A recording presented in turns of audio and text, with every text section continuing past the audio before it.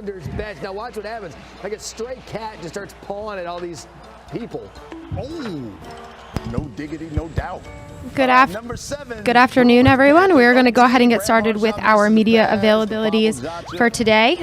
We are now joined by Corey Heim, driver of the number 24 Toyota for Sam Hunt Racing. Corey, this is your first Xfinity start. Can you tell us a little bit about what that means for you, for Toyota, and for Sam Hunt Racing? Yeah, it really does mean a lot for me personally. Growing up watching the Xfinity Series and really aspiring to, compete in it at a high level one day. This is a great opportunity for Toyota Racing as well. I feel like we've really grown together in the past couple of years with our KBM days and now Tricon, and really having a lot of success along the way. So, I'm really excited to get started this weekend on our GR Supra. Sam Hunt and his racing team has been, been through a lot these past couple of years and improving their program and their organization. So super proud of the hard work those guys have been putting in, and I'm looking forward to getting started. Awesome. We'll go ahead and open it up for questions. If you have one, please raise your hand and we'll get the mic to you. We'll start here with Bob. Bob Packers, Fox Sports. How does not having any time in the car before going to race impact you? It's definitely tough. I feel like it's certainly good to get the laps in, but I have run an ARCA car here before a couple years back, so those laps are definitely vital in getting me kind of settled in and really understanding what these cars are like. But the same situation happened in the truck a few years back at Darlington too. I didn't have any practice or qualifying, and waved the green flag and hope for the best, and we really should have finished well that day as well. So kind of hoping for a similar feeling as far as just preparing with the simulator with Toyota Racing and TRD, and all the preparation I put in on the sidelines, just getting ready for this race. But just super thankful for everyone for everything they do at Sam Hunt Racing and Toyota Racing TRD, and excited to get into my GR Super this weekend. We'll go to Zach and then to Marty. Zach Sterniolo, NASCAR.com. And Vogue, well done. I'm just curious, getting ready for this start, what have you done to prepare yourself for it? Whether that's spending time with this team, getting ready for it. My goodness. Sim work. What's this road to your debut been like?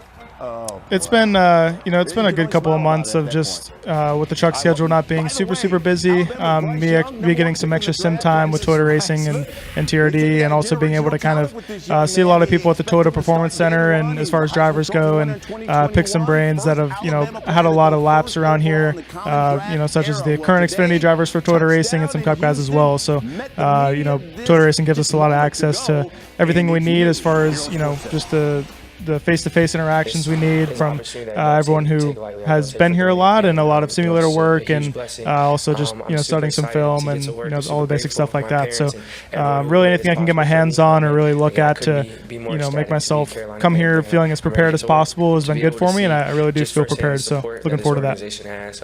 We'll go in the back to Marty. Marty Sakala, Rock Sports Net, Race Pro Weekly. Corey over here. I want to look back on the truck side, doing some extensive research. Your win with Tricon Garage was the first by a regular since Tyler Ankrum in 2019. With that win, how much does that motivate your teammates in Dean Thompson, Tanner, and Taylor Gray into knowing that the first win can get done and it's coming close? That was huge for us, and especially me personally, just kind of taking some stress off for the year. It's definitely kind of tough moving to a new team, but everyone over at Tricon has been really welcoming me in for their new program, and they've been putting a lot of hard work in over the off season.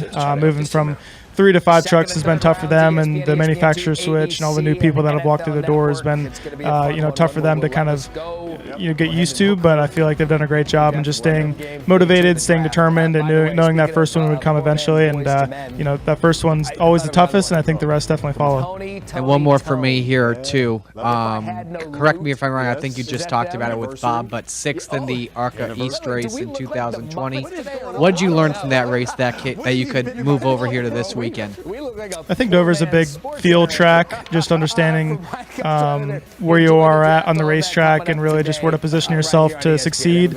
I feel like it's a track that it's not super technical, but you can definitely put yourself in a bad place at the wrong time and find yourself out of the race pretty quickly. So just kind of understanding the basics around this place, and any laps are good laps. So even if it's a totally different engine package as far as the less horsepower with ARCA, or different downforce, et cetera, I feel like it's still good laps, still good quality laps. So without that race, it'd definitely be more of an unknown for me about this racetrack. But even though it was 3 years ago that I raced that race, it's definitely vital to have those few laps that I got.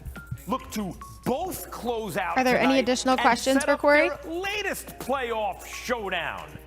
All right. Good luck this weekend. Thank you, you. guys. Jackson and the Ravens have a deal. In a span of a month, the former MVP quarterback went from wanting out of Baltimore